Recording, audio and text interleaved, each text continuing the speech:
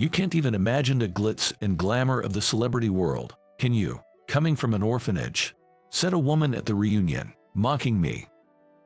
I grew up in an orphanage, without parents.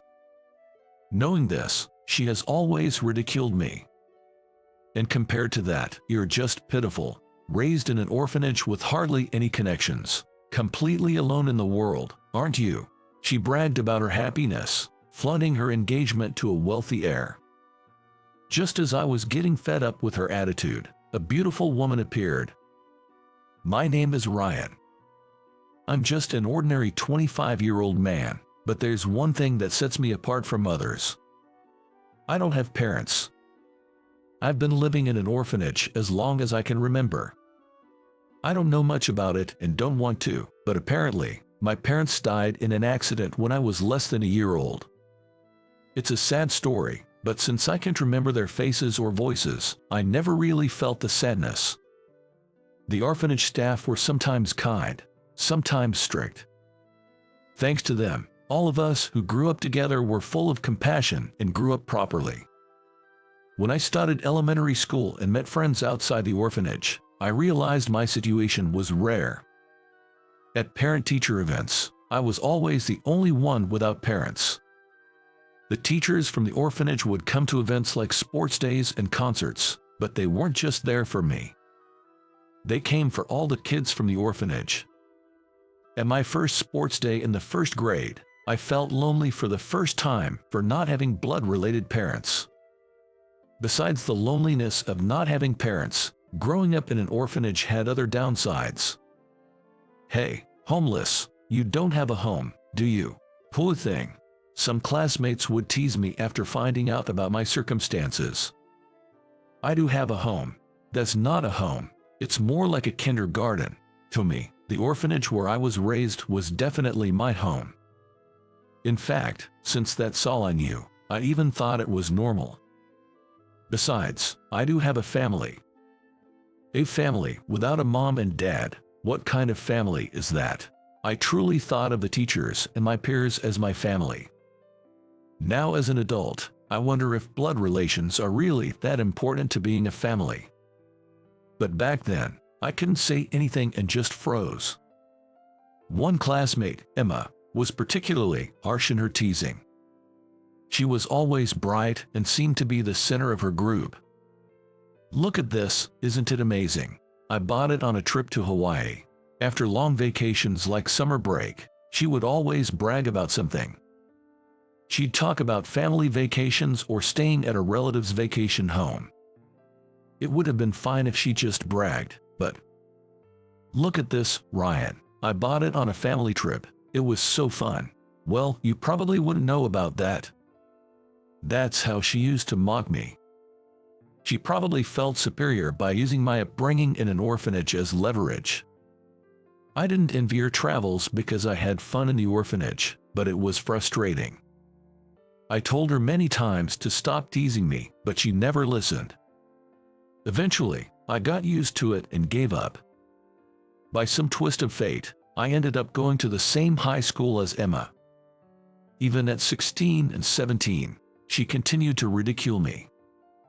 I hadn't told my friends about being raised in an orphanage, but one day, she let the cat out of the bag.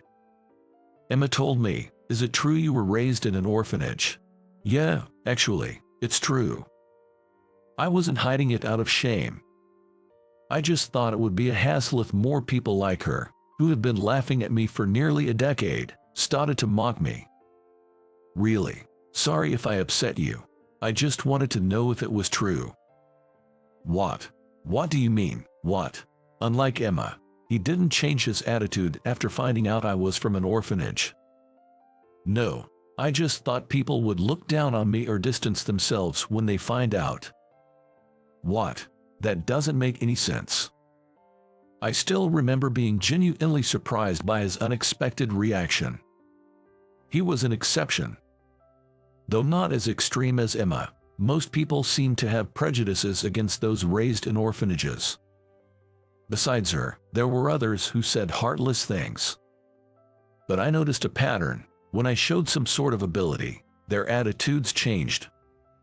I decided to focus on my studies and sports, believing it was my only path. My efforts paid off, and I achieved great results. Gradually, people began to gather around me, and I made close friends who I still keep in touch with. Maybe Emma didn't like this, but she continued to spread bad rumors about me. But I stopped caring about her antics. By ignoring her, I stopped giving her the satisfaction. Eventually, she stopped coming to me with her boasts.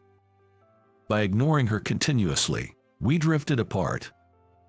As a working adult, I finally bid farewell to the strange connection with Emma. No one at work made fun of me for being from an orphanage. No one even bothered to ask about my family. Thanks to that, I felt comfortable and am now living a happy life. One day after work, I checked my cell phone and found a long message. It was from a high school friend. What's this? A reunion invitation. The one who contacted me as the organizer was the guy who didn't change a bit even after knowing about my background. He was a great friend, and I was excited at the thought of seeing him after such a long time. It's been a while. I'll definitely attend. Out of happiness, I immediately replied. Minutes later, I received thanks for confirming and details about the venue. Thanks for the invite. Looking forward to it. This should do. Wait a minute. A high school reunion meant that Emma, who always had something nasty or boastful to say, would also be there. Realizing this made me a bit anxious. But I quickly remembered the fun memories outweighed the bad, and I looked forward to reuniting with friends. On the day of the reunion, when I arrived at the designated tavern for the reunion, there were more people gathered than I expected. Hey, it's Ryan. Long time no see. Hey, long time, have you been? Pretty good, I guess. I sat near the organizer, ordered a beer, and started chatting with a friend. So, what's up with you lately, Ryan? Just the usual. Work and life are pretty mundane.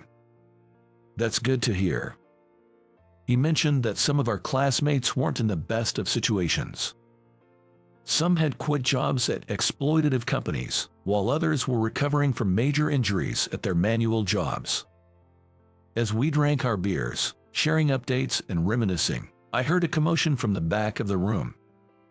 Wow, Emma, that ring is amazing. Really, really. Where did you get it? The center of the excitement was none other than Emma. I couldn't see well from where I was, but apparently, she was wearing a lavish, opulent ring. Right, actually, I was proposed to by my wealthy fiancé. She flaunted her ring to her friends, grinning widely. While the women were getting excited, my close friends nearby mentioned it in a low voice. Man, a wealthy heir, huh? I wonder how much that ring cost. Then, she must have noticed that we were interested in her ring. She made her way over to us, pushing through the crowd with determination. You guys interested too? Look, here it is. Take a good look.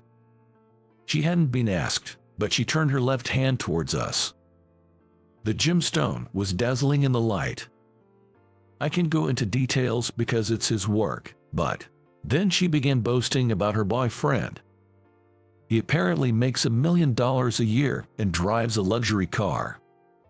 He even seems to own a vacation home. He used to be a model and was incredibly kind and handsome. She was head over heels for him. I was almost impressed she could say the last part without any embarrassment. Well, you guys are just in a completely different league. Her unnecessary remark caused some irritation. Then, she turned to me with a laugh.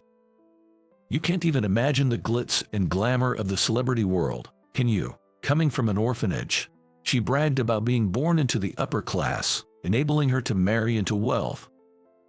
She spoke of her wonderful in-laws and how loved she felt by her fiancé, with a deliberately unpleasant demeanor. Compared to that, you're just pitiful, raised in an orphanage with hardly any connections, completely alone in the world, aren't you? I was just dumbfounded by her ignorance.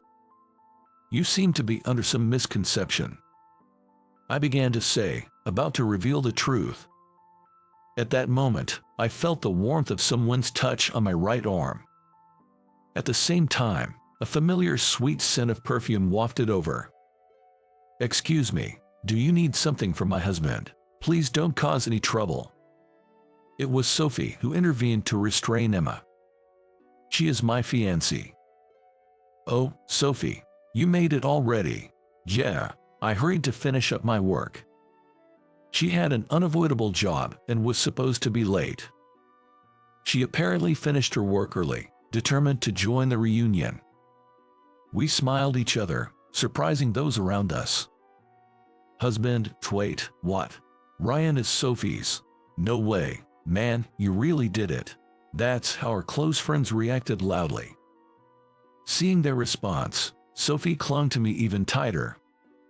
Why would someone like you?" Sophie was smiling, while Emma had a face like she had just stepped on a bitter bug. It was a dramatic change from the proud demeanor she had just moments ago. Sophie had been famous for her beauty since high school. Not just students from our school, but even those from other schools who heard rumors about her came to confess their feelings. But she herself seemed uninterested in such things. She politely brushed off everyone's advances. Being the daughter of a big corporation's owner, she was like an unattainable flower to me. She always had a chauffeur for school commutes, accompanied by a bodyguard-like driver. Even those who admired Sophie could only muster the courage to speak to her. Our close relationship started with our jobs. The company where I got a job offer turned out to be owned by Sophie's father. "You're Ryan, right? I'm Sophie, from the same high school. Remember me?" She approached me one lunch break, a few days into the job. "Sophie, of course, I remember you. I knew the CEO had the same last name, Sullivan, as Sophie, but I never imagined he was her father." Miraculously reuniting at work, we often found ourselves collaborating on various tasks. Working together on major projects, we gradually grew closer. "Ryan, you're doing quite well, I hear. Your reputation has reached our ears." "Thank you, it's an honor. I was just trying to work like everyone else, but maybe with Sophie's support, my achievements kept piling up, and I somehow became favored by the executives. Even the CEO began to take an interest in me. Then one day, after work, I happened to meet Sophie. Ryan, do you have a moment?" "Sure, I'm free." I followed her, curious about what she wanted, and we ended up at a stylish bar. It didn't seem like a work-related conversation, and then she said something I never expected. "Ryan, I've fallen for you." Her words, though familiar, didn't make sense to me at first. "Wait, what do you mean?" "I mean, I want us to be together." I was beyond surprised, calm in my disbelief. I never thought she, whom I considered out of my league, would say such a thing. But should I accept her offer, I was hesitant. "Thank you, I'm happy." "I'm happy. But I definitely don't think I'm someone who matches her. An orphan with no parents. I believe someone more fitting should stand beside a lady from a large corporation. I'm really happy, but I'm not the right person for you, Sophie." "That's not true. You're great, Ryan. Even my dad likes you." "Thank you, but still, it's not right." My feelings of inferiority, stemming from being raised in an orphanage, prevented me from accepting her affection. From that day, there was an awkwardness between Sophie and me, or so I thought, until one day. "Ryan, how about dinner tonight?" And then, on another day, "Ryan, do you want to watch a movie together on our next day off?" And then, yet another day. "Ryan, I got us tickets to the theme park." She persistently stuck to it, almost to the point of being pushy. Her earnestness touched my heart, and I finally shook off my inferiority complex to start dating her. Before we knew it, things progressed rapidly, and recently, we got engaged. Now, we're preparing for our wedding next month, amidst our work schedules. When Sophie explained how everything unfolded, our friends clapped and celebrated. Meanwhile, Emma looked frustrated, contorting her face in dismay. Ryan isn't alone in the world. I'll make him happy. Besides, the smallest unit of family is a couple. A couple is, after all, two unrelated individuals by blood, right? Sophie questioned, but Emma just clenched her fists and groaned. Then Sophie continued. So, happiness has nothing to do with blood relations. You kept mentioning that it was raised in an orphanage, but what does that matter? It doesn't affect our happiness now, does it? Emma finally reached her limit under Sophie's barrage. She grabbed her belongings and stormed out of the tavern, glaring at us with a demonic expression. Some time after that incident, Sophie and I attended a party we were invited to for work. I was wondering why I, just an employee, needed to be there, but according to Mr. Sullivan, the CEO, you might be the future CEO, so attend and learn. That seemed a bit premature. The man himself was probably somewhere in the venue, networking with people from various companies. Ryan, there's Mr. Bennett. Oh, right, let's go say hello. In the crowd, I spotted the president of Bennett Construction, one of our major clients. Mr. Bennett, it's been a while. Sophie greeted the tall, intimidating Manuel. Miss Sullivan, likewise, it's been a while. He replied with a gentle and soft voice, contrary to his appearance. I had met him a few times for Sophie and was always surprised by the contrast between his looks and demeanor. As we chatted with Mr. Bennett, a voice called out from behind us. Dad, I've finished greeting everyone. The voice seemed directed at Mr. Bennett. That's good, Julian. Networking is important. Use these connections in the future. Commenting on his having a son, I looked at the face of this Julian. I listened to his greeting, thinking he looked vaguely familiar. He seemed to have his own thoughts about me too, as we faced each other again with a strange atmosphere. Nice to meet you, I'm Ryan. Ryan. As I introduced myself, his eyes widened in recognition. Remembering him, I exclaimed, Julian, is that you? Ryan, it is you, isn't it? Julian, you know him? Asked Mr. Bennett, looking puzzled at us. He probably never imagined we had a connection. Yeah, we were in the orphanage together in the past. Julian replied softly. Upon hearing this, Mr. Bennett smiled warmly, saying, Is that so? Is that so? It seems he holds no prejudice against those who grew up in an orphanage. I've heard from Mr. Sullivan that you're an excellent son-in-law.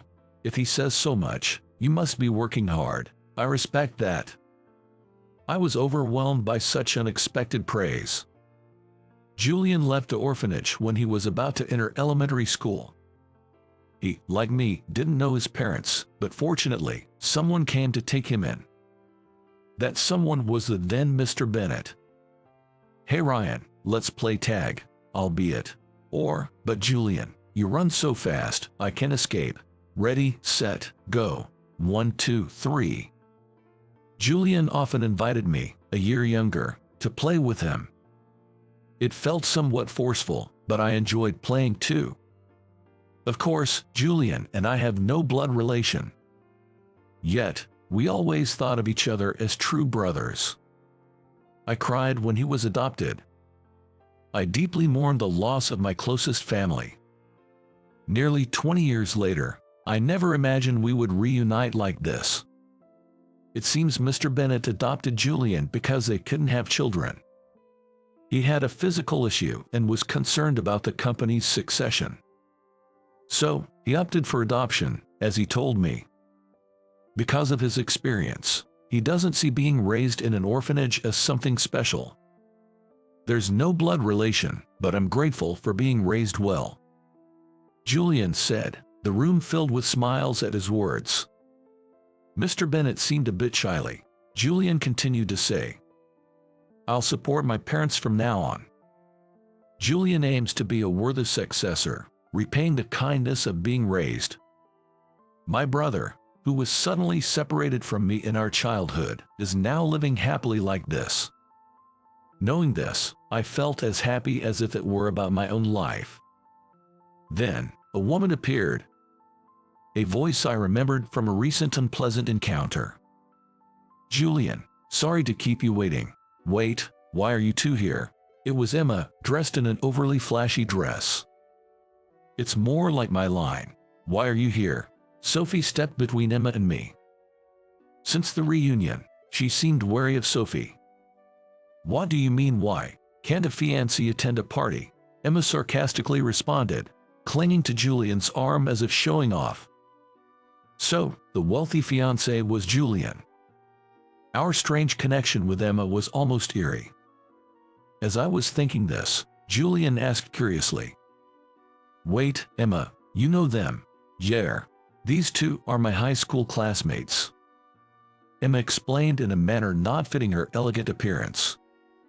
"Really? That's a surprise. I have a connection with Ryan too. He's like a brother to me. We just reunited today after about 20 years. Hearing Julian's story, Emma frowned. It seemed less like she was angry and more like she couldn't comprehend his words. "Oh, like a brother. But Ryan's just a pitiable orphan, right? Why would you, Julian?"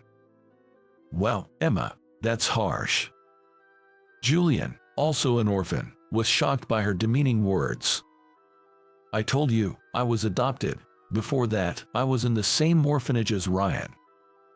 He spoke sadly, and Emma stood there, shaking and dumbfounded. Mr. Bennett, watching sharply, seemed the most critical of Emma's behavior. His stern face, when glaring, was so intimidating that even I, who wasn't the target, felt shudders. "Emma, do you have a prejudice against being raised in an orphanage?" Well, I wanted to say something too, but I was lost for words in this terrible atmosphere. Then Sophie spoke up.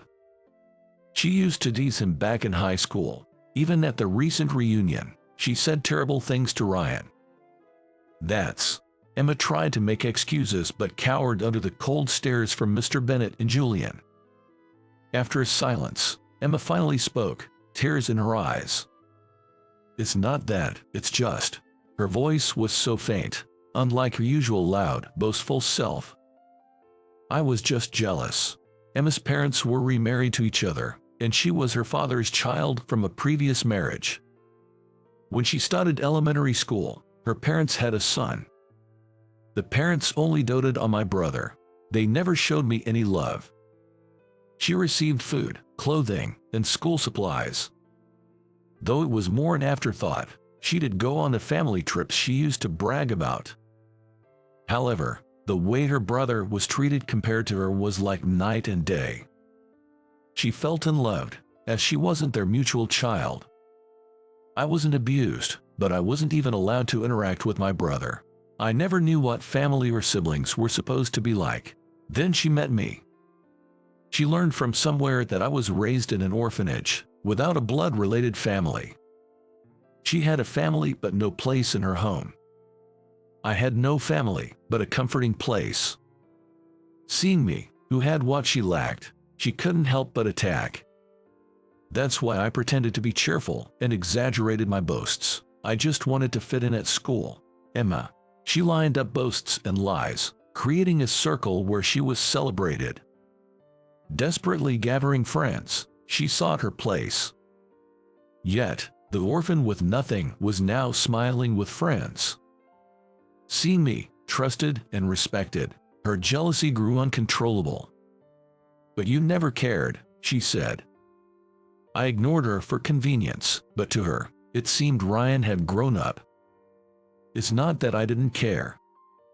Her obsession and noise seemed pitiful, and she eventually stopped attacking. "So why did you say such things to Ryan at the reunion?" Sophie asked angrily. Emma, on the verge of tears, whispered. "I got carried away. Julian proposed, I even got a ring, and then I said those things." Her tears smeared her makeup. Ignoring that, she suddenly apologized to me. "I'm sorry. I'm really sorry for everything." Emma. Her apology seemed sincere. Not just words, but truly from her heart. But how could I easily forgive over a decade of harassment with just one apology? Emma, I'm really happy now, being adopted by my father, but being in the orphanage wasn't a misfortune. I had many friends with similar experiences. The orphanage housed children with various backgrounds. We understood and supported each other, living happily. There was some loneliness without parents, but it wasn't solitary or miserable. Right, Ryan? Yay! I smiled a bit at Julian, who had spoken for me, and turned my gaze back to Emma. She apologized to me again, clearly understanding the gravity of the situation. Emma, I'm sorry. I just can't sort out my feelings right now, so I need some time to think about the marriage. She looked a bit surprised at Julian's words, but she didn't make a scene or reject him. I'll call a cab for you, so please go home and think it over, Julian said with a firm demeanor, although it must have been tough for him to say that. He probably did this considering that the disdain for being raised in an orphanage wasn't just towards him. Emma quietly said okay without any fuss and left the scene. Later, Julian informed me that the engagement with Emma was called off. It seems she was the one who proposed ending it. He still doesn't seem to completely dislike her.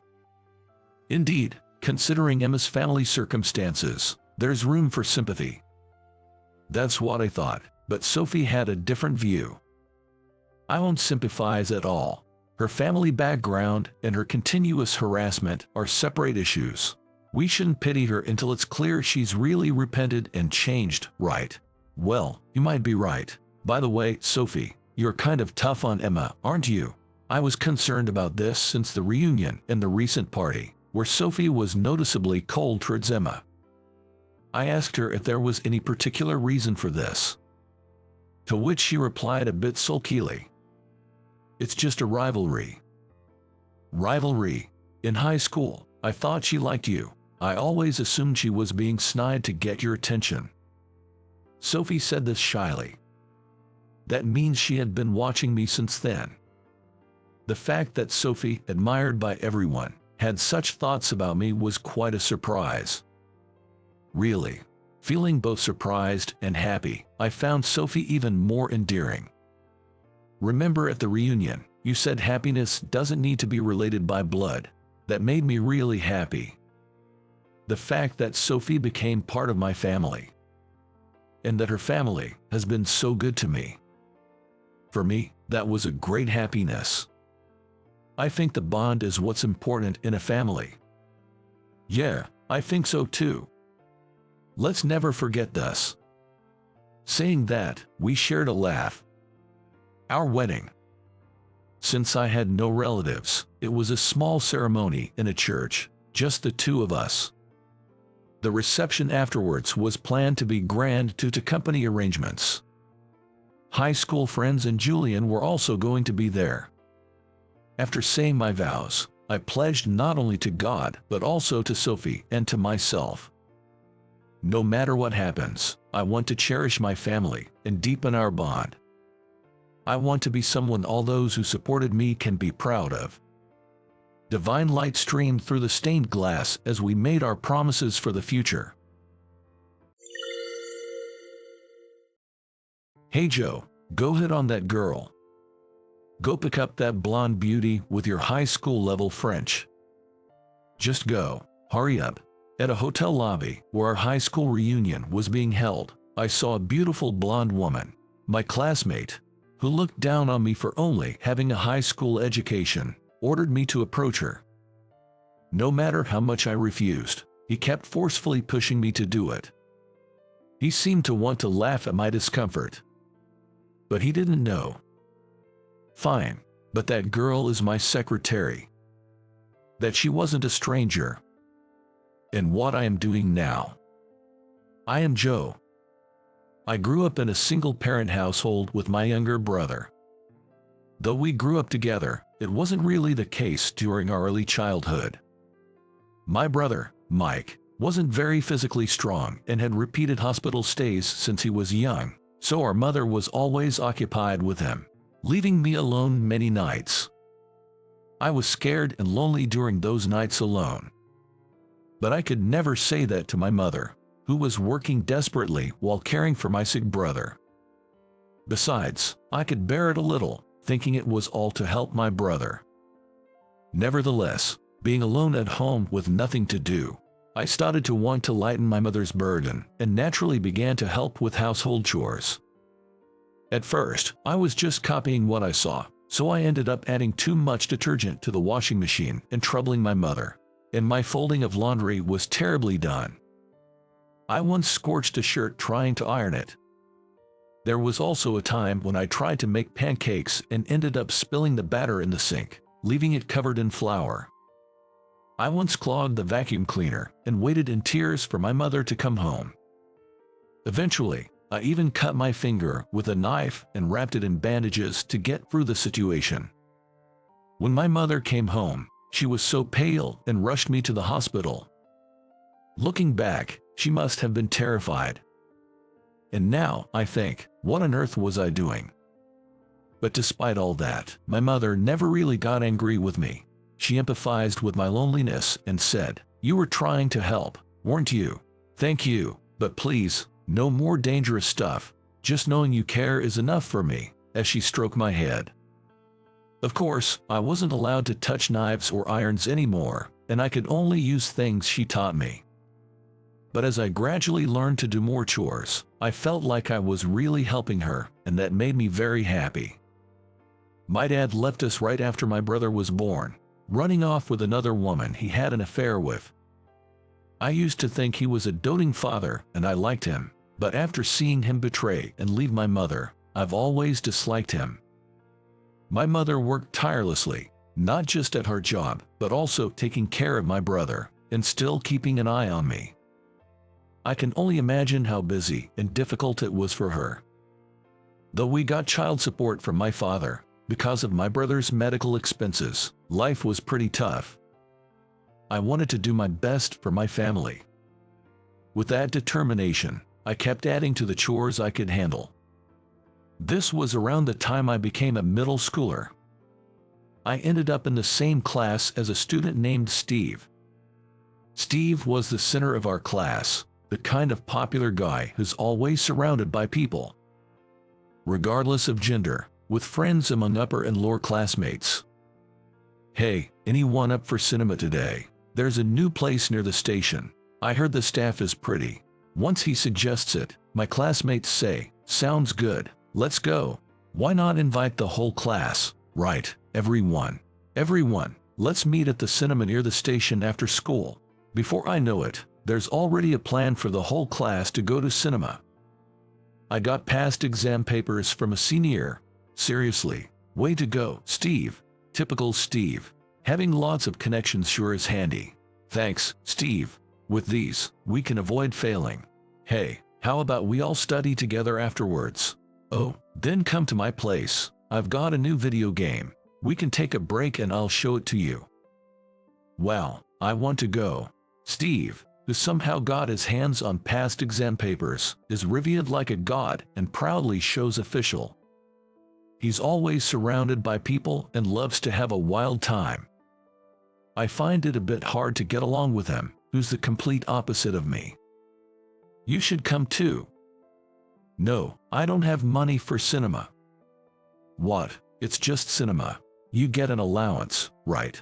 Sorry, I really can afford it. At first, I was also invited. But since my family didn't have much money, I never accepted the invitations, and eventually, he stopped inviting me. Honestly, I found Steve hard to deal with, so I didn't really care. However, it seems Steve didn't like being turned down by me. Hey, isn't that guy just all about studying and acting like he's better than us, like a school committee nerd, acting all introverted despite himself? Yeah, I get it. He always turns down your invitations, acting all high and mighty. To us outgoing folks, that's just weird. Anyway, Steve, forget that loner. Let's go out somewhere today. Sounds good, let's do that. Before I knew it, I was labeled as an introvert and became an outcast. But it wasn't just me. there were several others as well. Apparently, there were quite a few classmates who couldn't keep up with the vibe and energy, and all of them were inevitably labeled as introverts. Soon, our class seemed to be split into extroverts and introverts. Ironically, despite hoping classes would change as we moved up grades, Steve and I ended up in the same class for all 3 years. By the time we reached 9th grade, we had to take the lead in all school events, guiding the younger students. Steve, who loved festivals and events, was thrilled that he could finally be the center of attention and organize things in his final year. Everyone, what should we do for the school festival? We can do food and drink like high schoolers, so why not just stick with a safe exhibition again this year? No way, we have a stage, so we should do something that stands out. How about a play? It'll be fun and definitely liven things up. Steve starts the discussion enthusiastically, but listening to him, it just seems like he wants to stand out and make noise, which is kind of depressing. If we do a play, it'll take a lot of time on the day, and rehearsing will be tough. Maybe an exhibition would be better. Someone in the class timidly suggests this, but Steve retorts, "What? We were just getting into the idea of a play. You got a problem with that?" "No, not really." "Well, it's fine. If you can't keep up, you're just in the way. Let's just have fun with those who can enjoy it." Steve's idea of a play isn't about a story, but more like imitating a TV comedy show, making fun of someone. It's obviously going to be a poor imitation and not particularly funny, and resorting to inside jokes when it doesn't get laughs will only make the atmosphere heavier. Initially, classmates who agreed with Steve's plan gradually started saying, "Yeah, sounds fun, I guess. It'll be exciting, right? It'll definitely be exciting."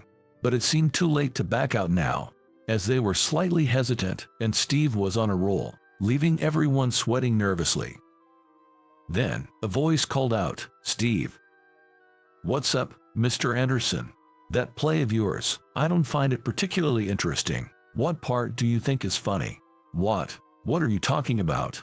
Mr. Anderson, our class teacher, said, looking around. "It seems like hardly anyone is really on board with this play. Are you aware of that?" Having fun is important, of course, but this festival isn't just for you. It's something we all create together.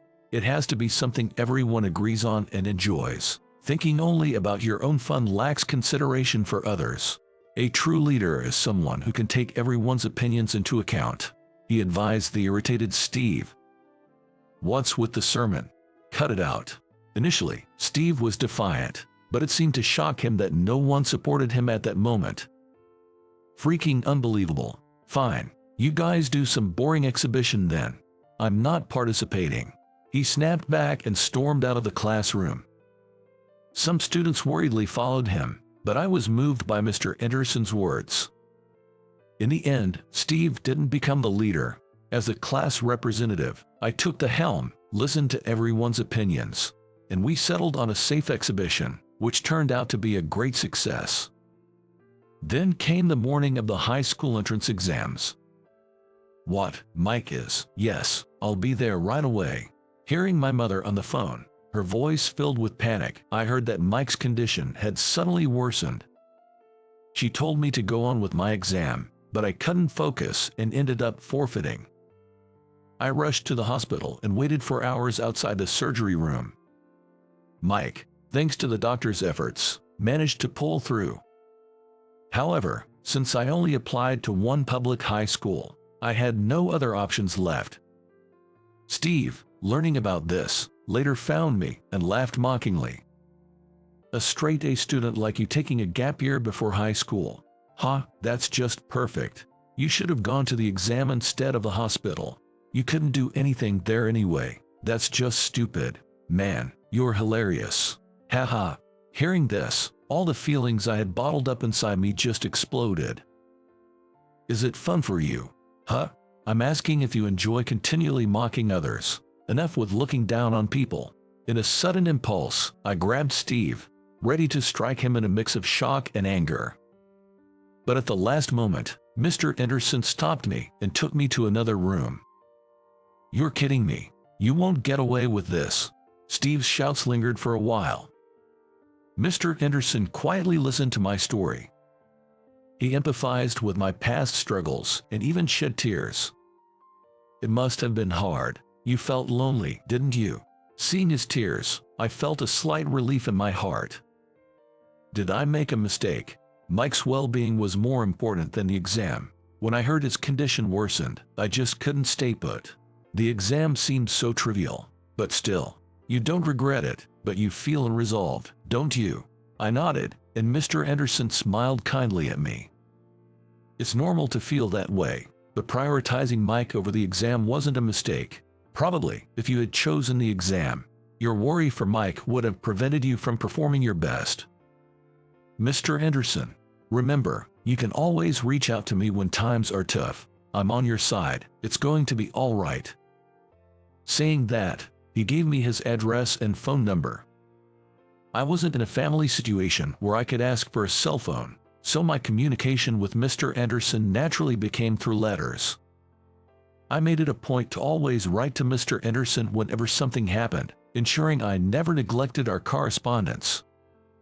Mr. Anderson also sent back thoughtful responses every time. Not only that, but he never failed to send Christmas cards and midsummer greetings as well. Fast forward 15 years since I graduated from middle school. An invitation to a class reunion arrived. A reunion for our 9th grade class. Looking at the invitation, I didn't feel much excitement. However, the line Mr. Anderson, our former teacher, is also expected to attend made me decide to go. On the day, the reunion took place in the banquet hall of a hotel. Joe, long time no see. Hey, it's Joe, the class representative. Been a while, hasn't it? Yeah, long time. How's everyone been? Aw, you look great too, Joe. Talking with my classmates turned out to be more enjoyable than I expected. Everyone remembered me as a class representative from back then, and we had a great time reminiscing about those days. As we shared our recent life updates and chatted, I noticed one particular group seemed exceptionally lively. Over there, they're having quite the time. Jay, that's Steve's group. Ah, I see. It seemed Steve was the center of that group. Even from a distance, the snippets of conversation I heard suggested they were still as childish and rowdy as in middle school. I thought about avoiding them, but then accidentally made eye contact with Steve. As he approached with a smirk, I suppressed my urge to flee and faced him. Hey, is that you, Joe? Yeah, it is. I knew it. It's Joe, the high school dropout. What's with the suit? Doesn't suit you at all. Looks like you're playing dress-up, which is kind of funny. You should stick to more low-end attire. It suits you better. Irritated by his immediate rudeness, I replied, Unfortunately, I have work after this. Then he said, What, you, a high school dropout, working in a suit? Haha, don't put on airs. What kind of workaholic are you? Working for some evil company. Oh, manual typical for a dropout. Only able to get picked up by those kinds of firms. Me. I'm a stockbroker. Something to brag about to everyone, and it's the best. Every word from Steve was unpleasant, and I said, Oh, that's great. Well, I have to go, and left the scene as if fleeing. But he called out, Wait up. What's it like working as a dropout? Tell me in detail. I'll use it for future reference. Come on, Joe, please. Are you mad because I mentioned the dropout thing? I'm sorry. Okay, let's talk. We're pals, right? It's a reunion after all. Don't try to run away. That's bold of you. But wait, I'm forgiving. So I let it slide. Come on, let's have a drink and not run away anymore. Throughout the reunion, Steve kept appearing out of nowhere to bother me wherever I went. Please, just stop. Even when I asked him to stop, he just grinned and kept following me. As the reunion was nearing its end, I was concerned that Mr. Anderson hadn't shown up yet. Was he running late? Had something happened? Deciding to head to the bathroom, I stepped outside the venue, only to have Steve follow me again. What's up? Leaving already? No, just going to the bathroom. To the bathroom. All right, I'll come with you. Sigh. As I was reluctantly heading to the bathroom, thinking how truly annoying this was getting, I noticed a blonde woman sitting on a sofa in the lobby. Well, a blonde beauty. Maybe she's a guest staying here. She's seriously gorgeous. Steve, getting excited all by himself, then turned to me and said, "Hey Joe, you go hit on her." What? Why? Come on, man. Try picking up that blonde beauty with your high school level French. Steve approached me with a smirk, his phone gripped in his hand. It was clear he intended to film me awkwardly speaking to the woman in broken French, getting swiftly rejected, and then share it to mock me with everyone. Shocked and disgusted by his unchanged behavior since middle school, I felt too appalled to say anything. Sorry, but that's impossible. As I tried to walk past him to the bathroom, Steve grabbed my arm with all his strength and urged, "Come on, just do it. Hurry up." Sighing, I asked Steve to let go of my arm and said, "Fine, but that woman is actually my secretary." He responded in disbelief, "What? What are you talking about? Have you lost your mind?" Then, the woman seemed to notice us and gracefully walked over. Steve tensed up immediately and pushed me again, saying, "Come on, stop talking nonsense and go talk to her." "Mr. Parker, you're earlier than expected. Are you done already?" she asked me. Steve was taken aback by her question to me. "It might take a little longer. The teacher I wanted to meet hasn't arrived yet. Ellie, are you still okay with time? Not getting bored?" "Yes, I'm fine. I just came early. I'll wait while having some coffee." "Thanks, that's a relief." Wait, Joe, what's going on here? You actually know this beautiful woman?" I told you so." "No way, I didn't hear that." "Well, I did say it just a moment ago." Steve looked back and forth between us in confusion. Ellie, my secretary, also tilted her head, wondering what was being said. "Oh, Joe, is that you, Joe?" Then, a man appeared. "Mr. Anderson. Mr. Anderson. Hey, you're Steve, right? Long time no see." It's been a while." It was Mr. Anderson, our 9th grade teacher. Yes, I'm glad to see both of you. Especially you, Joe. I heard you went to France from your letters, so I was actually worried whether you'd make it today." "France?" Steve tilted his head at Mr. Anderson's words. "Yeah, I didn't go to a high school in the US, but right after that I moved to France and attended high school there." "What?" "I continued with college there too, and now I work while traveling between America and France." "What does that mean?" "My mother remarried right after I graduated from middle school. He was my brother Mike's primary physician and a renowned cardiologist. Mike had a weak heart, so with the help of my stepfather, we went to France for his surgery. My mother and I followed along, and we started living there. There, I attended high school and later enrolled in a prestigious university. During my university years, I started a company that eventually took off, and now it has grown into a considerable business with over 100 employees."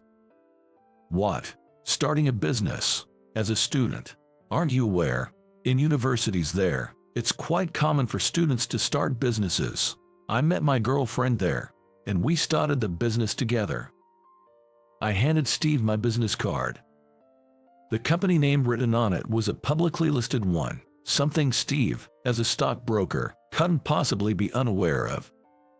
Moreover, it had recently become a popular stock due to its strong performance. No way.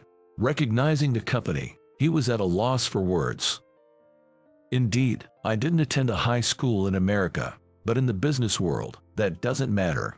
Nobody cares about your educational background, whether you're a middle school dropout, a high school graduate, or a college graduate. A president is a president. You're judged by your work." Steve stood there, unable to say anything, his head bowed. Why are you always ahead of me?" Steve muttered this weakly. I've always resented you since middle school.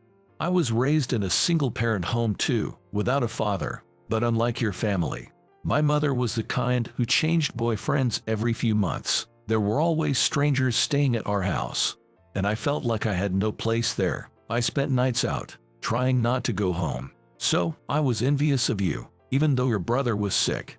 Your family was supportive and close.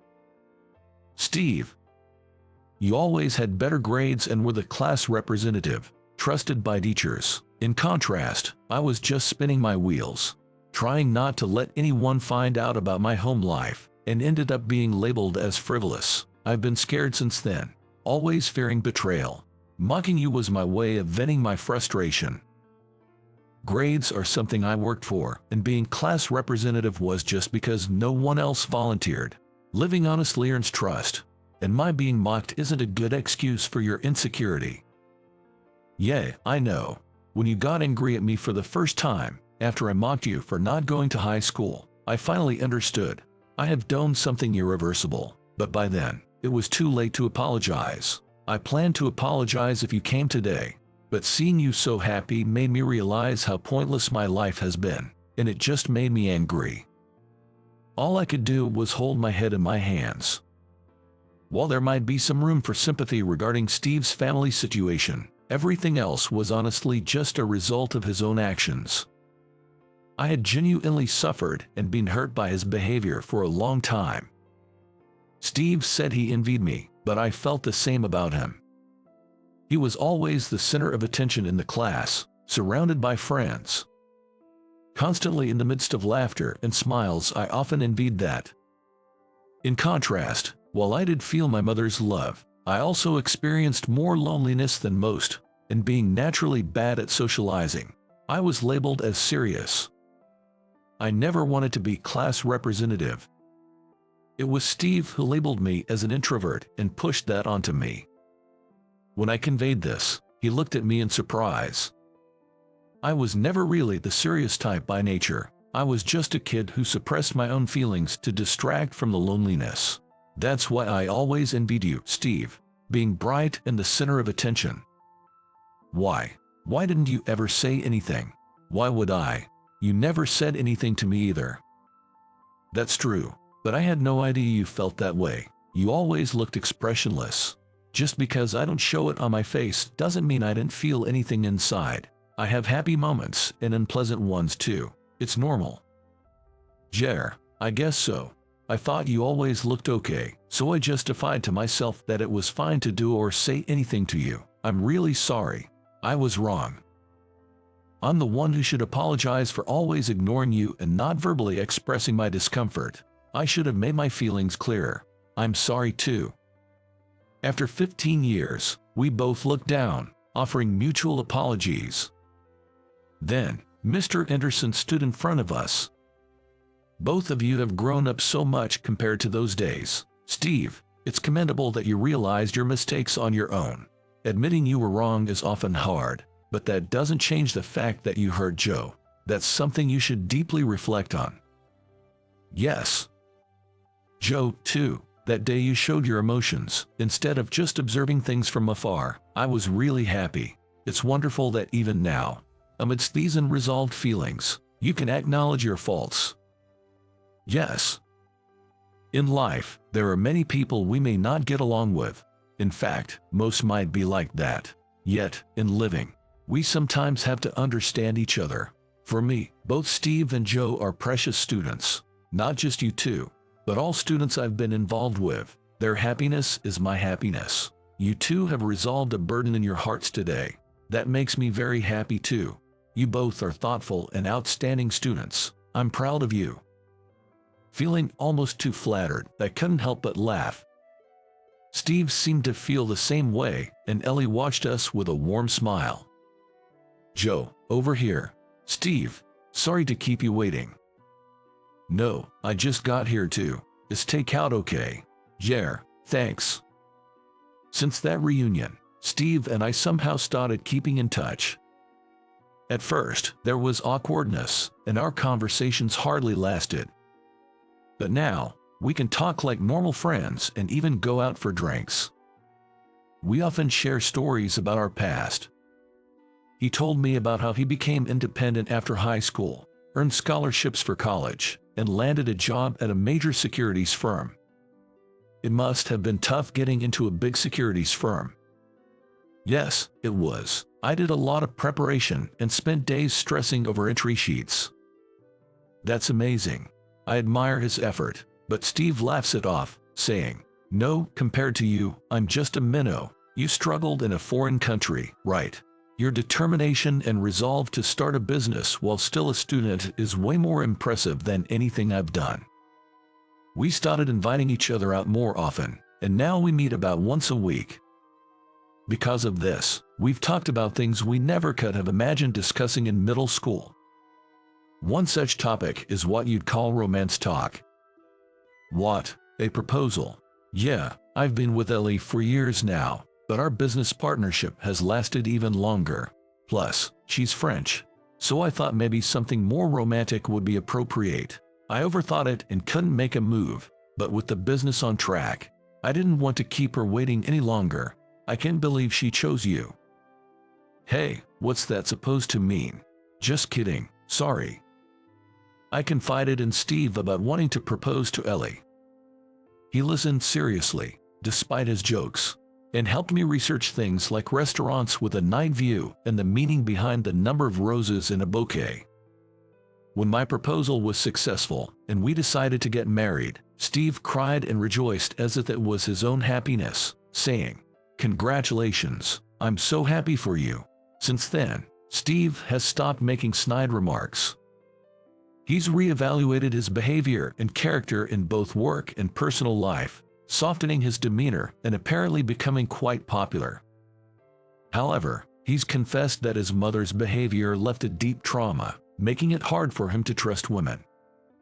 Marriage seems like a distant dream for me, but hey, I'm totally content with my life as it is now. Steve spoke carefreely, and it was refreshing to see.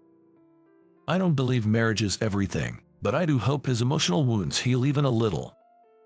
Soon after, I married Ellie. Among the guests were, of course, Mr. Anderson and Steve. Congratulations, be happy. Thanks. Let's catch up for a drink once things settle down. I'll get in touch. Sure, I'll contact you too. Mr. Anderson watched us laugh together with a pleased look.